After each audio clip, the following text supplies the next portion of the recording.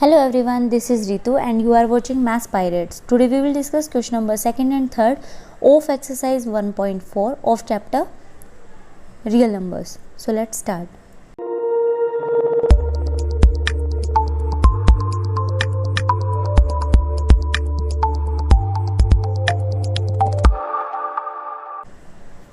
Question number 2nd is write down the decimal expansion of those rational numbers in first above which has terminating decimal expansions.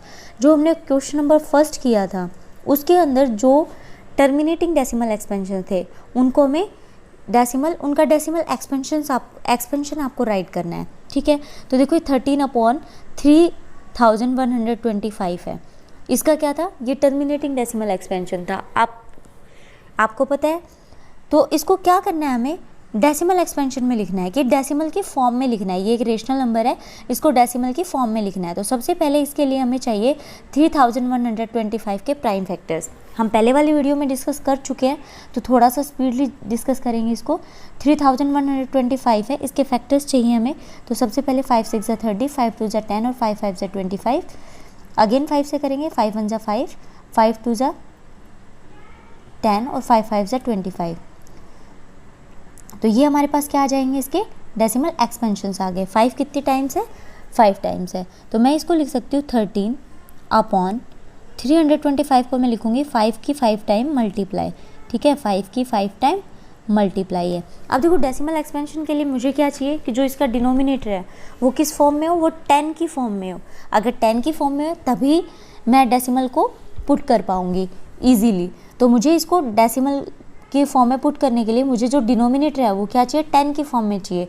तो अगर ये 5 की form में है, 5 raise to power है, तो अगर मैं इसको 2 से मल्टीप्लाई कर दूँ, जितने टाइम 5 है उतने टाइम में 2 से मल्टीप्लाई कर देते हैं, तो ये क्या 10 की फॉर्म में कन्वर्ट हो जाएगा।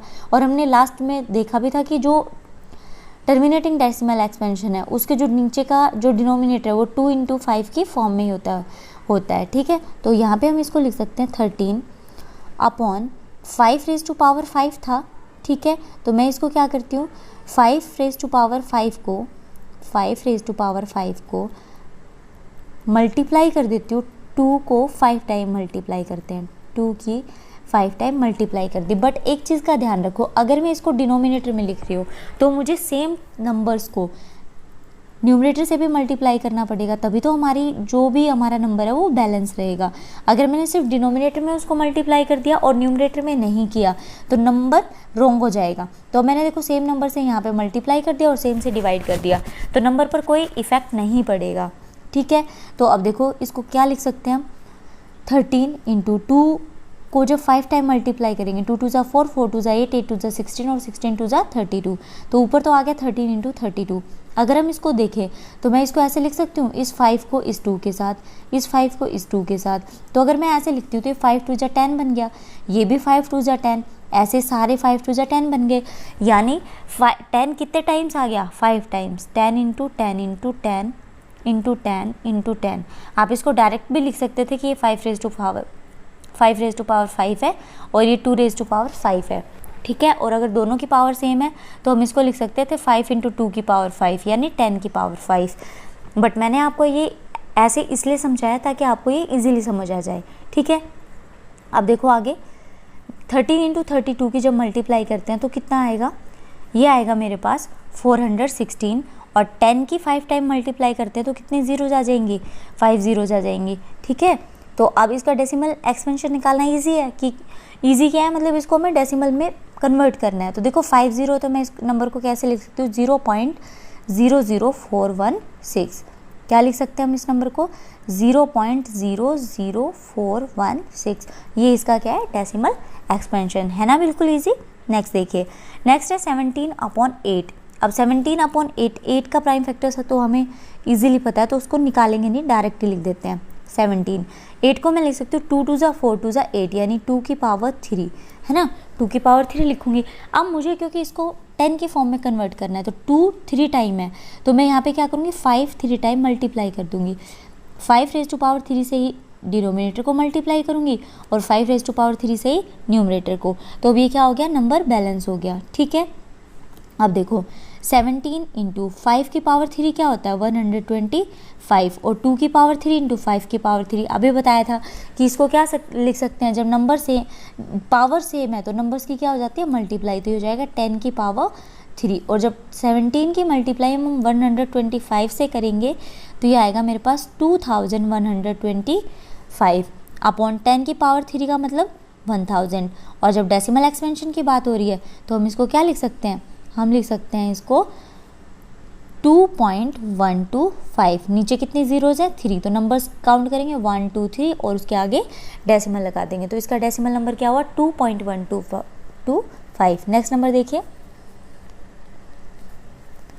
नेक्स्ट है मेरे पास 64 अपॉन 455, तो देखो 455 के हमने फैक्टर्स बनाए थे, अभी उसके एक बार फिर से फैक्टर्स बनाते हैं 455, बट हाँ 455 के जब हम फैक्टर्स बनाएंगे तो क्या बनेगा देखो जल्दी से, 5 9 जा 55, 5 1 जा 5, और ये जाएगा 7 से, 7 1 जा 7, 7 3 जा 13, तो इसके फैक्टर्स ये बने थे, तो ये क्या था एक नॉन टर्मिनेटिंग था, ये था नॉन टर्मिनेटिंग। भाई फैक्टर्स क्या हो गए, फैक्टर्स अदर देन 2 एंड 5 है ना, तो ये क्या हो गया नॉन टर्मिनेटिंग है, तो इसका डेसिमल एक्सपेंशन नहीं लिखना। नेक्स्ट देखिए 15 अपॉन 1600, अब 1600 के जो फैक्टर्स थे वो क्या है, 1600 के फैक्टर्स एक बार दोबारा से चेक कर लेते हैं।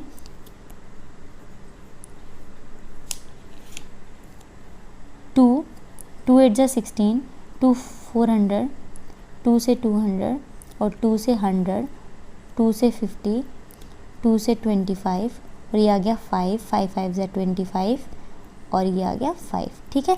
तो हम 1600 को लिख सकते हैं 15 अपॉन 1600 है 2 की पावर 1 2 3 4 5 6, 2 की पावर 6 इंटू में 5 की पावर 2, ठीक है, 2 की पावर 6 एंड 5 की पावर 2। अब देखो अगर मेरे पास ये नंबर्स आए हैं, एक बार दोबारा से लिखते हैं, ये आया मेरे पास नंबर 2 की पावर 6 एंड 5 की पावर 2, ठीक है। मेरे को डेसिमल एक्सपेंशन लिखना है तो मुझे नीचे क्या बनाना है 10 की फॉर्म बनानी है, तो देखो 2 की पावर 6 है, अगर मैं इसको लिखूँ 15 इंटू 2 की पावर 2 इंटू 5 की पावर 2 इंटू 2 की पावर 4, तो कोई प्रॉब्लम नहीं है। क्यों नहीं है, क्योंकि ये 6 पावर थी, मैंने 2 पावर्स को यहाँ ले लिया और 4 पावर्स को यहाँ ले लिया। 2 को यहाँ क्यों लिया, क्योंकि 5 की पावर 2 ऑलरेडी थी, तो ये तो पहले से ही 10 की फॉर्म में कन्वर्ट हो गया, तो ये हो गया 10 रेज टू पावर 2। अब मेरे पास बचा 2 रेज टू पावर 4। अब मुझे इसको भी 10 की पावर में कन्वर्ट करना है, तो मैं क्या करूँगी 5 की पावर 4 से मल्टीप्लाई करूँगी और 5 की पावर 4 से ही न्यूमरेटर में मल्टीप्लाई करेंगे, राइट। तो मल्टीप्लाई किया, क्या आएगा देखिए, ये आ जाएगा मेरे पास 15 इंटू 5 की पावर 4 कितना हो जाएगा, 5 5 जा 25, 25 5 जा 125 और 125 से कितना हो जाएगा 625 अपॉन 10 की पावर 4, ये था 10 की पावर 2 और यहाँ पे बन गया 10 की पावर 4 बन गया, ठीक है। जब 15 की मल्टीप्लाई 625 से करेंगे तो ये आ जाएगा मेरे पास 9375 अपॉन 10 की पावर 6। 10 की पावर 6 को मैं क्या लिख सकती हूँ 10 और 1 के साथ कितने जीरोज आ जाएंगी 6 जीरोज आ जाएंगी, ठीक है। और जब हम इसके डेसिमल की बात करते हैं कि इसको डेसिमल में कैसे लिखेंगे, तो 1 2 3 4 नंबर्स हैं, तो यानी 0 पॉइंट आगे कितनी जीरोज लगा देंगे 2, 0.009375, ये था इसका डेसिमल एक्सपेंशन, ठीक है। अब नेक्स्ट बात करते हैं पार्ट 7 की।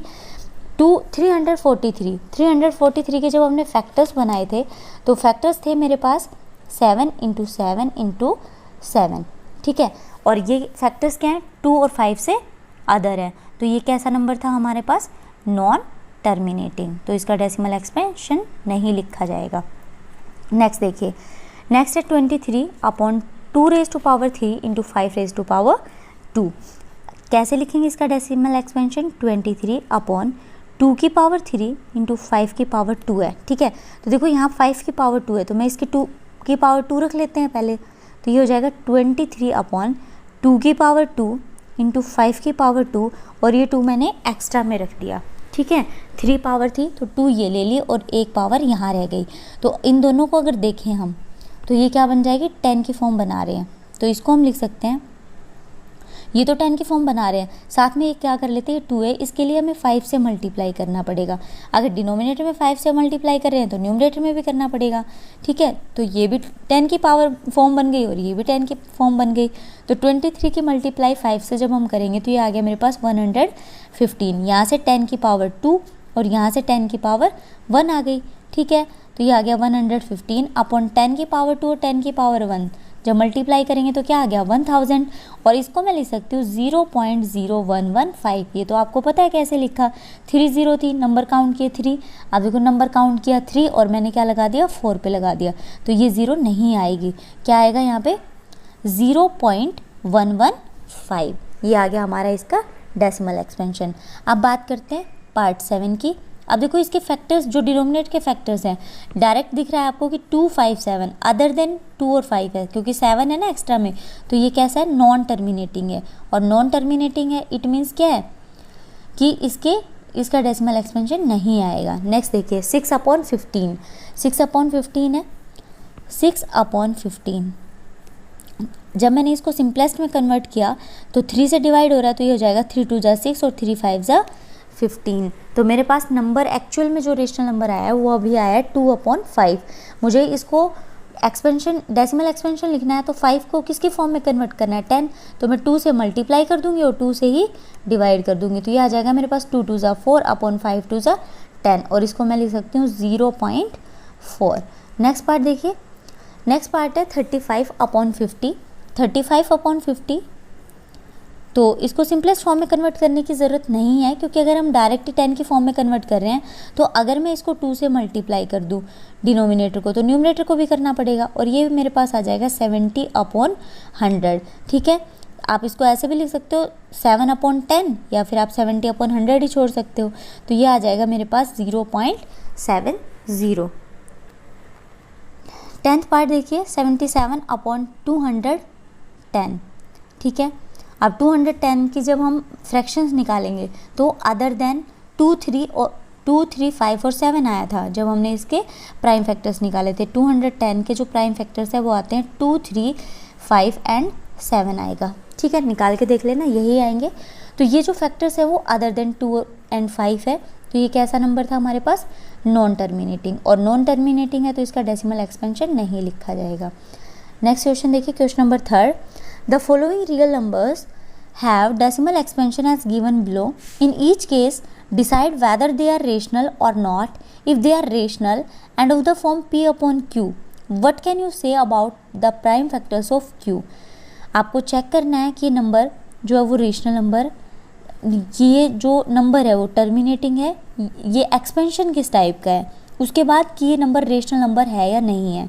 और अगर वो रेशनल नंबर है तो जो उसका क्यू है यानी जो डिनोमिनेटर है उसको आप प्राइम फैक्टर्स में कैसे लिखेंगे। What can you say about the prime factors of Q, Q के प्राइम फैक्टर्स के बारे में क्या कहेंगे। ठीक है, तो देखो सबसे पहले नंबर है हमारे पास 43.123456789 9। ठीक है, 9 तक है, आगे तो नहीं जा रहा ना। टर्मिनेटिंग क्या होता है कि एक जगह जाके ख़त्म हो जाना, और नॉन टर्मिनेटिंग क्या होता है कि ख़त्म नहीं होता, वो कंटिन्यू प्रोसेस चलती रहती है। और अगर रिपीट हो रहा है तो आपको उसको रिपीटिंग का सिंबल दिखाएगा, वो आगे के क्वेश्चंस में वो बता रखा है। वैसे भी आपने ये 9th क्लास में पढ़ा था, तब आगे क्वेश्चन आएगा उसमें डिस्कस करेंगे। तो यहाँ पे हमारा जो एक्सपेंशन है वो कैसा है टर्मिनेटिंग है, तो दिस इज क्या लिखेंगे, it is terminating, it is terminating decimal expansion, terminating decimal expansion. ठीक है, अब ये टर्मिनेटिंग डेसिमल एक्सपेंशन है, और अगर टर्मिनेटिंग डेसिमल एक्सपेंशन है इसका मतलब क्या है, ये रेशनल नंबर होगा, सो इट रिप्रेजेंट्स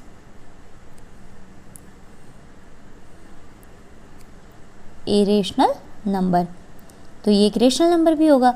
और अगर रेशनल नंबर है तो इसको क्या लिख सकते हैं हम, P/Q की फॉर्म में लिख सकते हैं। तो हम इसको लिख सकते हैं P/Q = 43.123456789। ठीक है, तो जो इसका Q है उसको क्या बोलोगे आप, जैसे ही आप डेसिमल हटाओगे यहाँ से तो अपॉन में क्या आ जाएगा, मेरे पास आएगा अपॉन में 43.123456789 अपॉन डेसिमल हटाना है ना मुझे, मैंने ये हटा दिया, इसकी जगह तो 1 आ गया। अब नंबर्स काउंट करो कितने हैं, 1 2 3 4 5 6 7 8 9, तो 9 है। ठीक है, तो यहाँ पे 10 की पावर कितनी आ जाएगी, 10 की पावर क्या आएगी, 9। ठीक है, तो मुझे लिखना क्या था कि जो यहाँ पे Q है उसको, उसके बारे में क्या कहेंगे हम। ठीक है, Q के बारे में तो हम क्या कहेंगे कि Q को क्या लिख सकते हैं हम, 10 की पावर 9 लिख सकते हैं। तो मेरे पास यहाँ पे Q क्या आएगा, where prime P upon Q क्या एक रेशनल नंबर है, और जहाँ पर Q क्या है, 10 रेज टू पावर 9 है। ठीक है, नेक्स्ट देखिए, नेक्स्ट हमारे पास ये नंबर है। अब देखो ये नंबर आपको डायरेक्टली दिख रहा है कि ये नंबर कैसा है, नॉन टर्मिनेटिंग है, नॉन टर्मिनेटिंग है बट रिपीटिंग है। अगर नॉन टर्मिनेटिंग है जब तो ठीक है, बट रिपीटिंग भी है तो वो भी क्या होगा, एक रेशनल नंबर होगा। नॉन टर्मिनेटिंग और नॉन रिपीटिंग अगर आ जाता तो वो क्या होता है, इरेशनल नंबर होता। यहाँ पे देखो 1 2 0 1 2 0 0 0 1 2 0 0 0 0। ठीक है, तो ये नंबर क्या हो रहा है, देखो नंबर क्या था 1 2 0, फिर है 1 2 0, लेकिन ये रिपीट नहीं हो रहा 120 तक। तो अगर बार बार 120 आता तो मैं क्या कहती कि नंबर क्या हो रहा है, रिपीट हो रहा है। बट ये कंटिन्यू चलता जा रहा है तो टर्मिनेट तो नहीं हो रहा, नॉन टर्मिनेटिंग है, बट साथ में नॉन रिपीटिंग भी है ना, क्योंकि 120 के बाद एक और एक्स्ट्रा ज़ीरो आ गई, फिर से एक और एक्स्ट्रा ज़ीरो आ रही है, तो क्या है, नॉन रिपीटिंग है। तो क्या लिखेंगे, इट इज़ नॉन टर्मिनेटिंग